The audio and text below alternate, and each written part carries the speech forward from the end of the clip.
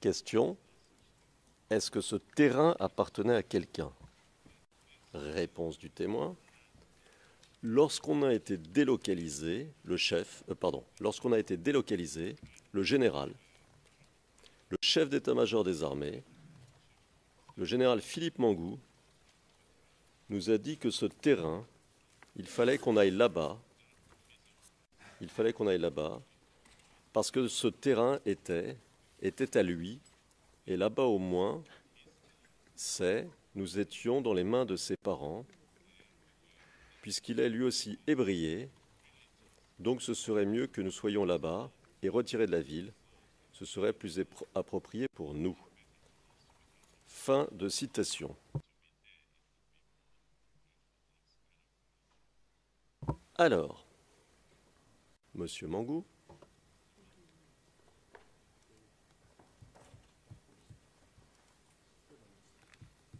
Je jette un coup d'œil pour savoir si tout va bien. Qu'est-ce que vous pouvez nous dire sur ce que vient d'expliquer le témoin de l'accusation qui dit qu'il faisait partie du GPP et qui nous a raconté où ils auraient été cantonnés et pourquoi? Que pouvez-vous nous dire sur ce récit? Alors, ce récit est entièrement faux. Je ne suis pas d'Azito. Je suis de Yopougon-Kouté, qui est un village voisin d'Azito. Je n'ai pas de terrain à Azito. Alors, le GPP, initialement, était cantonné à Marie-Thérèse, à la maternité Marie-Thérèse, à Djamé-Williamsville, comme je l'ai souligné ici. Et le GPP créait vraiment beaucoup de désagréments à la population de Williamsville. Souvent par des tirs intempestifs. Et le GPP s'en est même pris aux éléments des forces de défense et de sécurité. Il y a eu un mort. Je les ai donc chassés de Marie-Thérèse Houphouët-Boigny.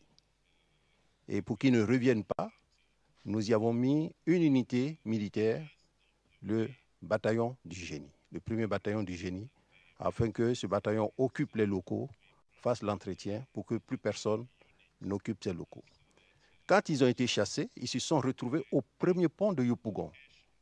Il y avait un immeuble inachevé et c'était pratiquement au carrefour d'un hôtel où je passais, d'Andokwa, où je passais tout le temps pour aller au boulot. Là également, c'était des tirs. Donc, je suis arrivé, j'ai récupéré ce qu'il y avait comme arme, on les a chassés encore. Alors, c'était un peu des éléments oisifs qui s'installaient un peu partout où ils trouvaient. Comprenez que si moi je leur arrache des armes et que je dois les installer, je ne vais pas les installer sur un terrain libre. Et ce terrain libre, je ne le connais pas. Voilà, je ne le connais pas. Donc, tout ce qu'il a raconté, c'est faux. Mais qu'en plus, si je dois traiter avec quelqu'un, ce n'est pas avec un élément du GPP. Je connais bien leur chef qui est Touré Zegen. Je l'aurais appelé pour lui faire des remontrances, mais pas à un élément du GPP. Voilà ce que je peux dire.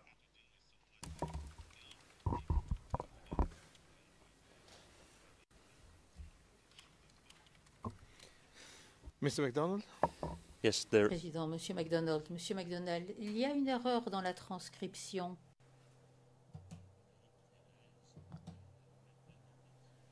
Marie-Thérèse à la maternité, ligne 3, 25, mais également en français à la ligne 411.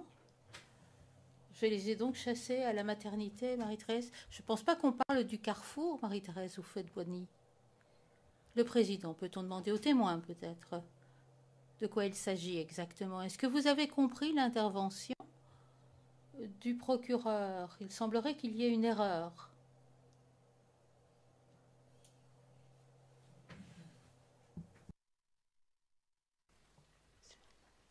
I don't think the witness is... Monsieur MacDonald, je pense que ce n'est pas le témoin qui se trompe, c'est la transcription. Le président, oui, vous pensez que c'est la transcription. Je demandais au témoin s'il voulait bien répéter cette phrase pour savoir s'il y a une erreur ou pas. Vous voulez bien lui redemander? Je dois dire que je m'associe entièrement à ce que vient de dire mon confrère de l'accusation, parce qu'il y a là possibilité d'un malentendu. Je ne suis pas sûr qu'on ait entendu tout ce que vous ayez dit. Vous les avez chassés d'où la première fois, parce que vous voyez, il risque d'y avoir confusion entre l'endroit d'où vous les avez chassés et le carrefour Marie-Thérèse ou Fouet-de-Boigny. Donc est-ce que vous pouvez nous dire d'où vous les avez chassés la première fois? Alors, je voudrais m'excuser, je n'ai pas suivi la traduction de ce qu'a dit le président, raison pour laquelle je n'ai pas parlé. Donc, j'attendais d'avoir la traduction, mais je ne l'ai pas eue. Bon, je vais reposer la question, ça sera simple. Vous avez dit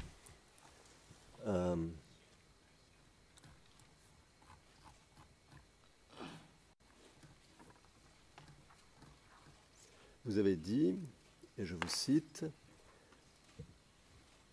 après avoir dit je n'ai pas de terrain à Zito, vous avez dit, c'est à la ligne 23, aux lignes 23, à partir de la ligne 23-24 de la page 3 des transcrits d'aujourd'hui en français. Alors, le GPP initialement était cantonné à Marie-Thérèse, à la maternité Marie-Thérèse à Adjamé. Et un peu plus loin, page 4, ligne 1, vous dites « Et je les ai donc chassés de Marie-Thérèse ou Fouet-de-Boigny ». Pour qu'il n'y ait pas de confusion, et c'était le sens de l'intervention de mon confrère de l'accusation, pour qu'il n'y ait pas de confusion sur l'endroit d'où vous les avez chassés, est-ce que vous pouvez nous préciser ce qu'est, quand vous dites « Je les ai donc chassés de Marie-Thérèse ou Fouet-de-Boigny », ce qu'est Marie-Thérèse ou Fouet-de-Boigny? Marie-Thérèse ou Fouet-de-Boigny, c'était, j'allais dire, un centre d'enseignement pour féminin localisé à Adjamé, et c'était là que le GPP était. Donc, ils ont été chassés de là. Quand ils ont été chassés de là, ils se sont rendus au premier pont de Yopougon, dans un bâtiment désaffecté. Et de là-bas, on les a chassés encore. Voilà. Donc, après ça, je ne sais plus où ils sont partis.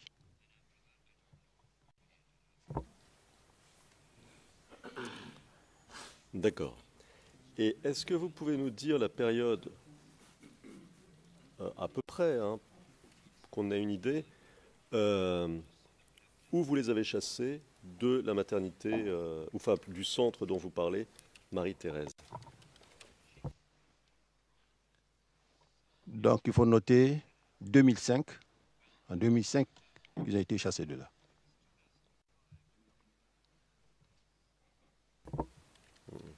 D'accord. Alors, le même témoin de l'accusation, dont je vous ai cité quelques mots tout à l'heure, toujours P435, dans les transcrits français édités du 27 octobre 2016, dont je donne les références, ICC 02/11-01/15 T93, c'est public, à la page 66, et je vais citer, nous dit la chose suivante. Alors, c'est à la ligne 7, à la question, et je cite. Monsieur le témoin, ma question est la suivante. La décision d'encaisser, ou du moins de faire encaisser de l'argent à ces jeunes, viennent de qui et sous quelle forme? Viennent de quelle autorité et sous quelle forme? La décision au nom de laquelle vous percevez de l'argent à ces jeunes-là, cette décision, si elle vient d'une autorité civile ou militaire, ou bien quand vous avez parlé du service national, je ne sais plus, elle vient de qui et quelle est la forme qu'elle a revêtue?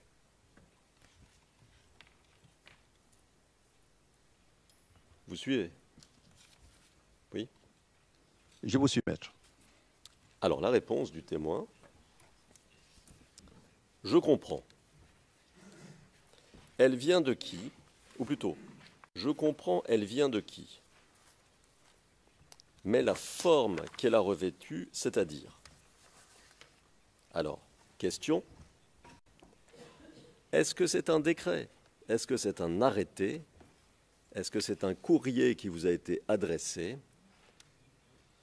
C'est pour ça que je parle de forme. Réponse. Ce n'était pas un décret, ni un courrier qui était annoncé, mais ce que je sais, c'est que ce soit le chef d'état-major des armées, alors le général Philippe Mangou, que ce soit le ministre de la Défense d'alors, on était bien informés. J'ai dit que l'appel n'a pas été fait dans les journaux, ni à la télévision, mais ça a été effectif. Ça a été effectif. Il a expliqué même que, même au niveau d'Adjamé Village, même, il y a le chef d'état-major même, le général Philippe Mangou, avait recommandé 30 jeunes qui étaient,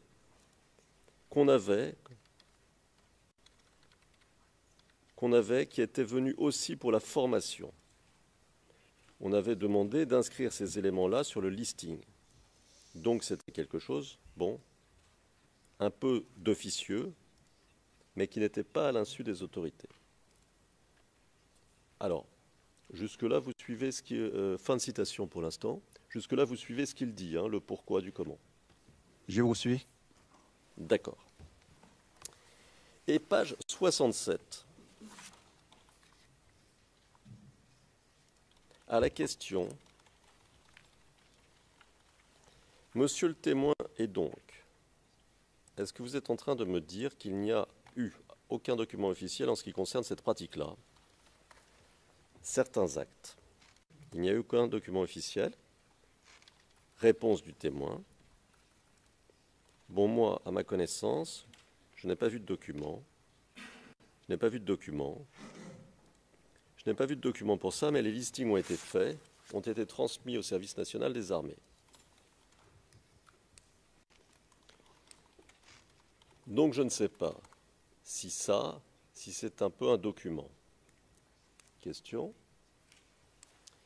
Et vous dites que le chef d'état-major de l'époque, le général Philippe Mangou, en était informé. Comment vous le savez? Réponse du témoin. Je viens d'expliquer qu'il y avait 30 jeunes d'Adjamé Village qui avaient été recommandés. C'est-à-dire qu'ils sont venus, qui étaient des protégés du général. Et lorsqu'ils sont arrivés avec un gars, un monsieur de la chefferie d'Adjamé. Et ils ont été présentés comme en tant que les protégés du général. Donc certaines personnes-là devaient figurer sur la liste de la première vague qui devait être transmise à l'état-major. Question, et écoutez bien parce que c'est tout le sujet de cet échange. Vous êtes en train de dire à cette Chambre que le général Philippe Mangou, en 2010, chef d'état-major des armées de Côte d'Ivoire, envoie au GPP des éléments pour les former. C'est exact? Réponse du témoin de l'accusation, c'est exact. Fin de citation. Alors, vous avez bien suivi cet échange et vous avez compris de quoi il était question? Oui, maître, je vous suis. Je sais quoi. Monsieur MacDonald, une question, je vous prie de m'excuser. Monsieur le Président, si j'interviens, la question initiale qui a conduit à cet échange n'a pas été lue. Le tout début, la page 66, la question n'a pas été lue. Mon confrère interrogeait le 435 à l'époque et il ne pose pas la question qui a conduit à ce qu'a dit ce témoin. En toute équité, pour le témoin, il faut situer le débat dans son contexte. Le président, oui. Je ne sais pas si la question est pertinente, mais pourriez-vous, s'il vous plaît, poser la question, lisez la question qui a conduit aux réponses que vous avez données. But what I don't like... Le président, Ce que je n'aime pas, c'est ces remarques constantes sur l'équité. Il n'y a rien d'injuste ici.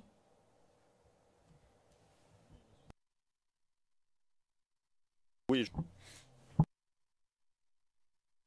J'ai fait bien attention de citer l'ensemble de l'échange, justement pour éviter qu'il y ait le moindre doute. Et c'est pourquoi j'ai posé à plusieurs reprises la question aux témoins de savoir s'ils comprenaient bien ce qui se passait, le pourquoi et la nature de l'échange. On peut remonter plus loin, naturellement. Je peux le faire si vous le souhaitez, Monsieur le Président. I wish if you put also the Le Président, je voudrais que vous posiez la question qui a mené à la réponse. Dans ce cas-là, on aura la réponse et pour le procureur, cela ira bien. L'échange, pour que les choses soient claires. Donc je ne vais pas poser de questions pour l'instant. On attend le tout début de l'échange. Et je vois le témoin qui veut intervenir. Allez-y. Non, non, je voudrais toujours signaler que je n'ai pas de traduction. Quand c'est l'anglais, je n'ai pas de traduction. The witness should be on channel. Monsieur MacDonald, le témoin devrait être sur le canal 0 ou 1. La greffière d'audience, l'interprétation en français est sur le canal 2. C'est ça, le canal Oui, deux. c'est ça. Oui, D'accord, non, ok. je viens de le changer. Ok, merci. Ouais, ouais, Just on vient change d'échanger. it. Ouais. Bien. Merci, Monsieur le Président, c'est fait.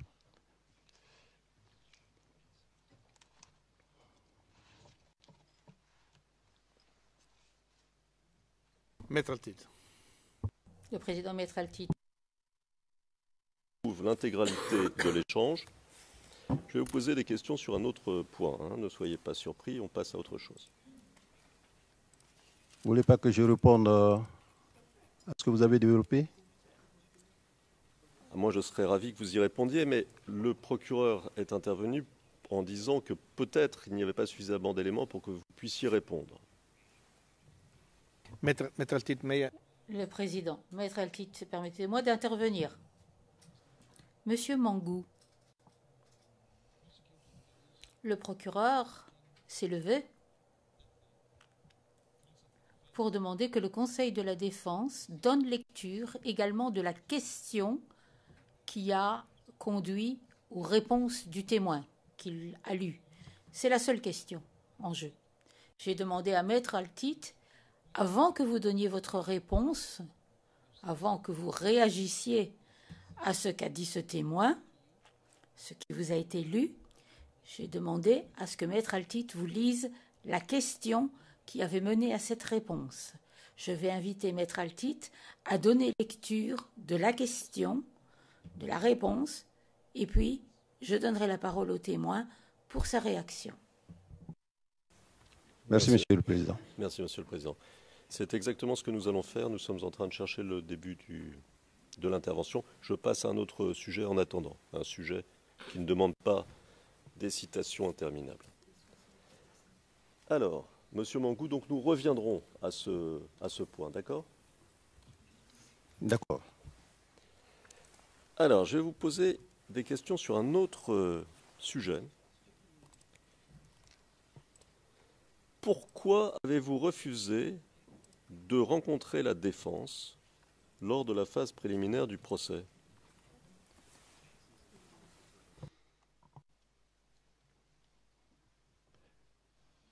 Maître, votre question me fait sourire parce que je ne sais pas si la défense a fait cette demande.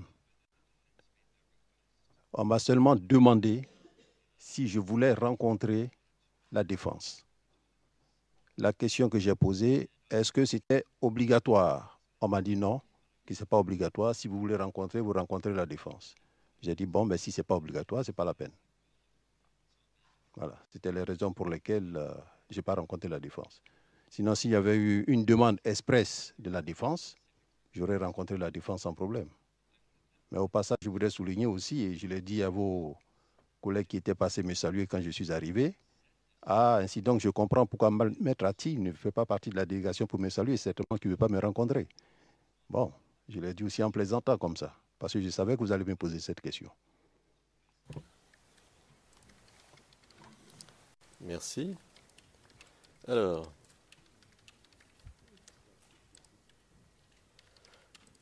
je savais que je vous verrais, monsieur le témoin, et j'étais en train de préparer mes questions. Donc c'était reculé pour mieux sauter.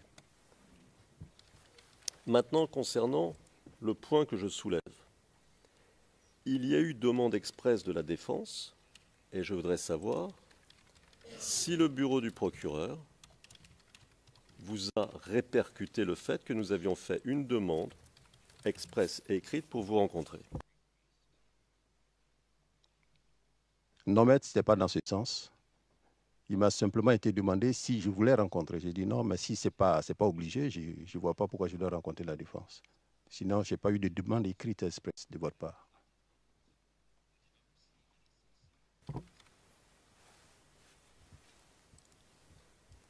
Et c'est le bureau du procureur qui vous a transmis le fait que nous souhaitions vous voir, c'est ça?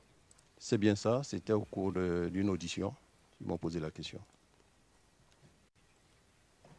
Une audition qui a eu lieu quand? C'était, je crois, la dernière audition, des 4, 5 et 6 septembre 2013. D'accord.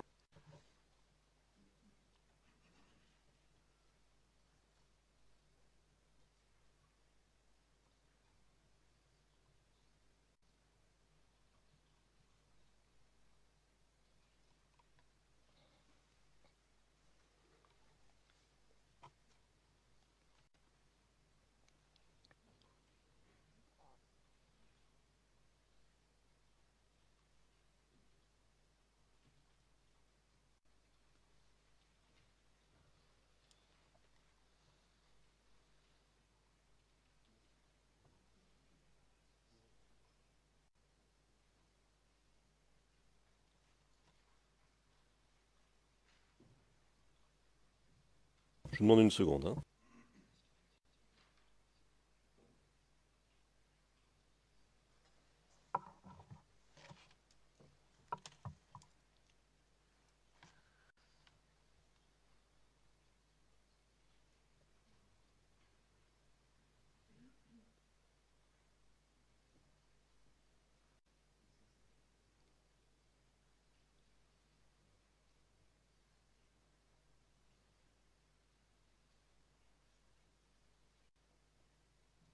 Alors, on va passer à notre point.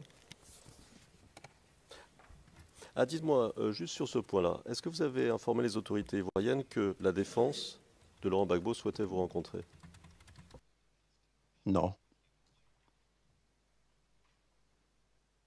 Alors, on va passer à notre point. Vous nous avez dit que vous aviez été le témoin de mariage de Dogbo Blé, n'est-ce pas? Oui, maître. D'accord. Vous nous avez dit que c'était un officier brillant, un Saint-Cyrien. Est-ce que vous savez où se trouve Dogbo Blé aujourd'hui? Très sincèrement, je ne sais pas où il se trouve. Est-ce qu'il se trouve, à votre connaissance, en prison? Oui, suite au dernier procès, j'ai un peu suivi ça dans la presse. Il doit être en prison. Est-ce que vous savez depuis quand il est en prison? Non, je ne le sais pas. Savez-vous s'il a été jugé? Oui, par voie de presse, j'ai su qu'il a été jugé.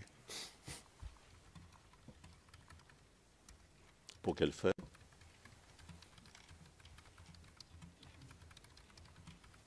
Je crois qu'il y a eu... Come on, I mean, this is not the trial. Le président, écoutez, ce n'est pas le procès de M. Dogbo Blé. Qu'est-ce que c'est?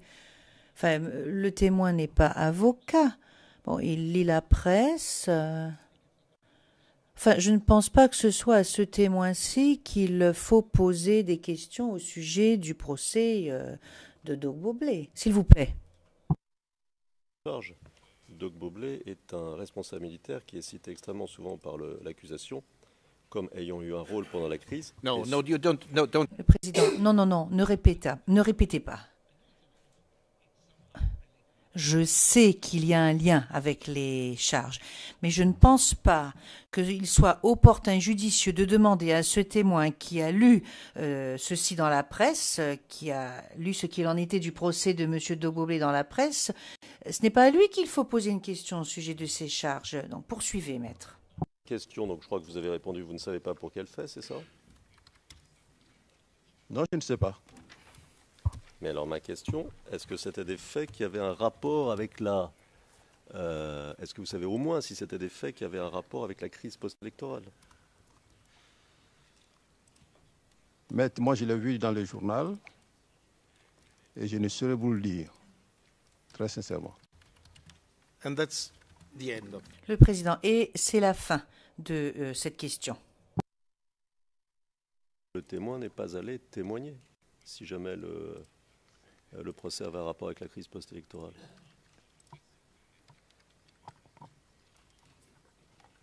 Alors, je vais répondre à votre question. Okay. Je n'ai jamais été convié à venir témoigner. D'accord. J'ai été convié à aller témoigner au procès de Mme Gbagbo. Et je voudrais dire qu'il y a eu pas mal de débats au niveau d'Abidjan. Moi, me concernant, j'ai beaucoup de respect pour la justice d'une manière générale et beaucoup de respect pour la justice de mon pays. Je ne peux pas me dérober à une convocation de la justice. Il s'est trouvé que les uns et les autres ont cru que parce qu'on était des personnalités, donc on refusait de se rendre à la justice. Ici, je voudrais donc profiter de l'occasion pour répondre à Maître Dadje qui m'a envoyé 2 convocations pour dire que la convocation qu'il m'a envoyée ne respectait pas le délai administratif. J'ai reçu 2 convocations. Une première convocation dont le procès devait avoir lieu le 9 avril. Le ministère des Affaires étrangères, la date du courrier, c'est le 14 avril. Moi, j'ai reçu la note le 25 avril. Donc, vous comprenez que c'était largement dépassé quand j'ai reçu la convocation. Pareil pour la deuxième convocation, dont le procès devait avoir lieu, je crois, le 25 octobre. Le 25 octobre, au niveau du ministère, ils ont reçu ça bien plus tard. Et moi, je n'ai reçu ça que le 11 novembre. Donc, je ne pouvais pas être au procès. Voilà. Sinon, j'aurais bien voulu aller témoigner, puisqu'elle venait, elle sollicitait quand même ma présence pour que je vienne témoigner sur plusieurs faits, le fait des obus tirés sur le marché, sur les femmes qui ont été tuées. Moi, je serais allé témoigner. Mais malheureusement, ils n'ont pas tenu compte du délai et c'est ça qui a motivé le fait que je n'étais pas présent au témoignage. Sinon, pour Dogbo, je n'ai pas été invité. Voilà, on ne peut pas se lever et aller à la justice et dire bon, je viens témoigner sans y être invité. Donc, je ne pouvais pas. Voilà, je ne suis pas allé. Très bien. Alors, Dogboblé, à votre connaissance, a-t-il été torturé? Mais vraiment, je voudrais m'excuser. Dogbo à Abidjan, je suis à Libreville. Je ne peux pas le savoir. Depuis la fin de la crise, depuis le 11 avril, vous ne l'avez plus jamais vu? Alors, si j'ai vu Dogbo le 12 avril. Le 12 avril, quand il est arrivé, le 12, on était tous deux dans une salle là. On a pu se parler. Bon, on a pu se parler. Hein. Je lui ai demandé un peu comment ça se fait, comment il a pu avoir les munitions pour mener ce combat qu'il a mené. Et donc, je crois qu'il y avait un élément des forces républicaines qui était là, qui portait la tenue d'un officier de police. Moi, je pensais que c'était un des nôtres. Donc, Dogbo m'a fait signe. Il m'a fait signe. Donc, on n'a pas pu continuer la conversation. Et puis, quand on devait se quitter, j'avais un peu d'argent sur moi. Donc, je lui ai donné. C'était pas grand-chose. Mais je lui ai laissé l'argent et puis on s'est séparés. Voilà. D'accord. Vous parlez d'une rencontre à l'hôtel du Golfe le 12, est-ce que c'est ça? C'est bien ça, à l'hôtel du Golfe. D'accord. Savez-vous si Alassane Ouattara a demandé l'allégeance de Dogboblé?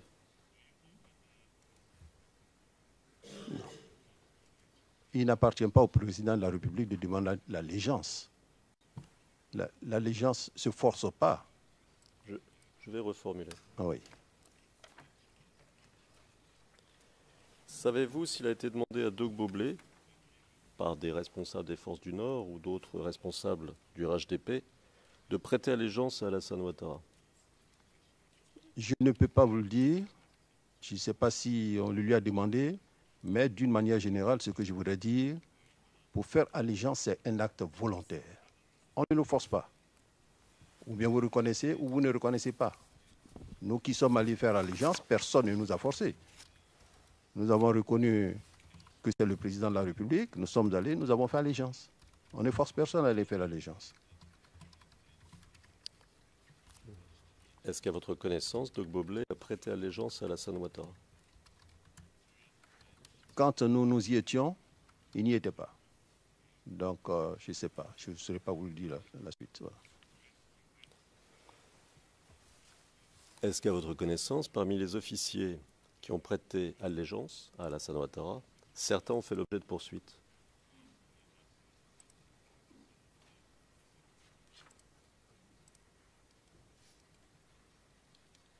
Alors, je réfléchis un peu.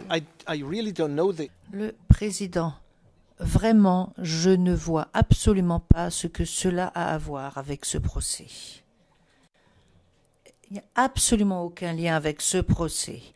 Il y a 2 accusés dans ce procès et des charges. Non, je ne comprends vraiment pas, maître. Et je ne souhaite pas que vous me fournissiez des explications ou vos raisons, parce qu'il n'y a absolument aucune raison qui motive ce type de questions. Expliquez le pourquoi du comment. No, I stop you here. Le président, non, je vous arrête. Je vous arrête ici et nous poursuivons.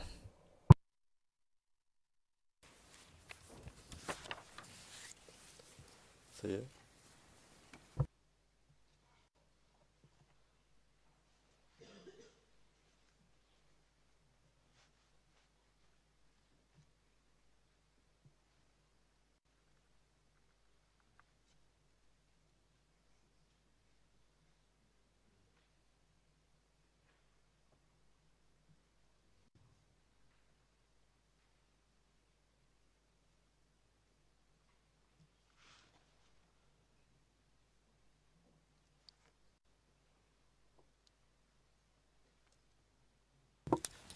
Bon, nous sommes toujours en train de remonter dans l'interrogatoire précédent et ça va prendre du temps parce que à remonter comme cela. Bon, alors monsieur, on va passer à autre chose dans l'intervalle. Je voudrais revenir sur vos rencontres avec les enquêteurs du bureau du procureur.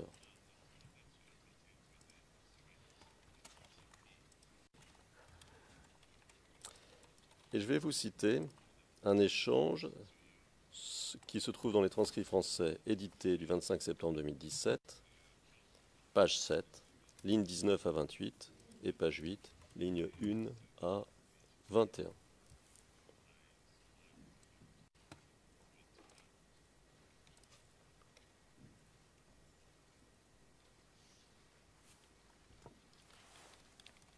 Et c'est le représentant du bureau du procureur qui vous pose des questions. Et je cite. J'aimerais revenir, juste pour qu'on mette au dossier les rencontres que vous avez eues avec le bureau du procureur. Donc je vais être suggestif sur ce point, pour celles qui sont connues, évidemment, de tous et chacun. Je comprends qu'au mois d'août 2011, vous avez rencontré des enquêteurs du bureau du procureur à 2 reprises. Ce qu'on appelle, nous, dans notre jargon, des rencontres préliminaires. Est-ce que vous vous rappelez de ça? Et vous répondez, oui, j'ai rencontré donc le bureau du... Question, le représentant du bureau du procureur vous dit, je cite, « Je m'excuse de vous interrompre. Sans nommer le nom des personnes, s'il vous plaît, car nous sommes en audience publique. On peut y aller, on peut aller à huis clos partiel si nécessaire pour les nommer. Continuez, s'il vous plaît. Et vous répondez. Rassurez-vous, je ne connais pas des noms. Donc j'ai suivi effectivement, j'ai été interrogé le 9 août 2011 et le 23 août 2011. Question. Et après, vous avez donné ce que nous appelons des déclarations. Donc une première déclaration, encore une fois enregistrée au mois d'octobre 2011. Et plus précisément entre le 7 et le 9 octobre. Vous confirmez? Et vous répondez, je confirme. Je le confirme, monsieur le procureur. Question. Dans les jours qui ont suivi cette première déclaration au bureau du procureur, avez-vous été interrogé par le tribunal militaire? Réponse, votre réponse. Oui, j'ai été interrogé par le tribunal militaire, mais ça n'a pas été une interrogation comme telle. J'ai fait tout juste une déposition. Ils ont pris note sans m'avoir posé de questions. Question. Et en juillet 2012, on se rencontre, nous, et c'était le procureur MacDonald qui vous interrogeait, d'ailleurs, pour la première fois, si je comprends bien, encore une fois, pour un entretien avec le bureau du procureur. Vous vous rappelez, vous confirmez, et vous répondez, je le confirme. Nous avons eu près de 4 séances en juillet 2012 avec le bureau du procureur. Question. Et finalement, on se revoit en juin 2013 pour ce qu'on appellera aujourd'hui la deuxième déclaration au mois de juin 2013. Excusez-moi, septembre 2013. Pardon, septembre 2013. Vous vous rappelez de cela? Et vous répondez, c'est bien en septembre 2013. Donc, on va reprendre rapidement. Fin de citation. Hein. Fin de citation, on va reprendre rapidement. Alors, monsieur, votre première rencontre avec le bureau du procureur date du 9 août 2011. C'est bien ça? C'est bien ça. Le 9 août 2011 et le 23 août 2011. Comment les gens du bureau du procureur vous ont-ils contacté?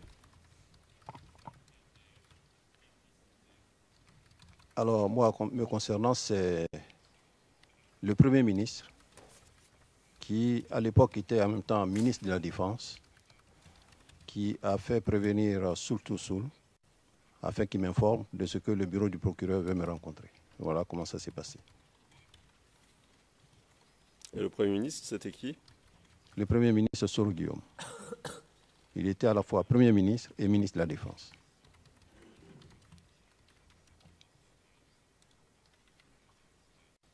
Il ne vous a pas appelé lui-même? Non, c'est Soul to Soul qui m'a appelé.